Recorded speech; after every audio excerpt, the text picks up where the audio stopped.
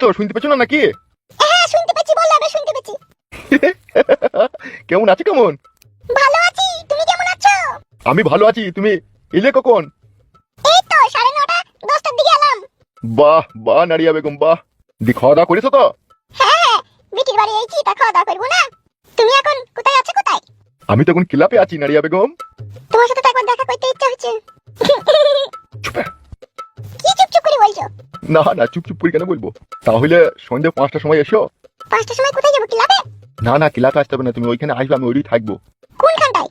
ওই যে বট গাছটা আছে না, ওইটা একটা চাং আছে, তুমি ওইখানে দাঁড়িয়ে থাকবে, ওইটা আমি থাকবো। বেশ ঠিক আছে। তারপর জামাই বাবাজি বলছি নাকি সন্ধ্যেবেলায় জায়গা টাকা দিতে যাবে। ওসব নিয়ে কোনো টেনশন নাই, জায়গা টাকা দেওয়া হবে, সবই হয়ে যাবে একসাথে। মামা চুপবে, মার খাবে। কাকে মার খাবি বলছো গো? ওই একটা উট বিড়ালের বাচ্চা আমার সাথে থাকে। বেশ ঠিক আছে, তাহলে 5টার সময় আমি ওখানে চলে যাবো, তুমি আসবে জানো?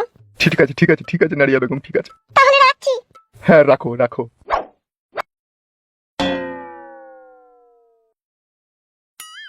অত বৈদ্য কেন বে তুই? বাল মুকুচটা দেখছি আমি ফোনে কথা বলছি, আবার দাঁত কেলাইছি আর কপালি চুদা। ভুল হয়ে গেছে মামা, গুদমারানির ফেদা মুকুকে না, ওই মরুভূমিতে লিগে ফেরি দেয় বুঝছি না তোমাকে। ভুল হয়ে গেছে বললাম তো মামা। এই আমি ফোনে কথা বলছি, তুই হিহি করছিস চিল্লাচ্ছিস, তাহলে ও কি বলবে বে? এমনিতেই আমার নতুন প্রেম বুকা চুদা, তাহলে ও বলবে না লাউড স্পিকার দামে লোকে শোনাছে?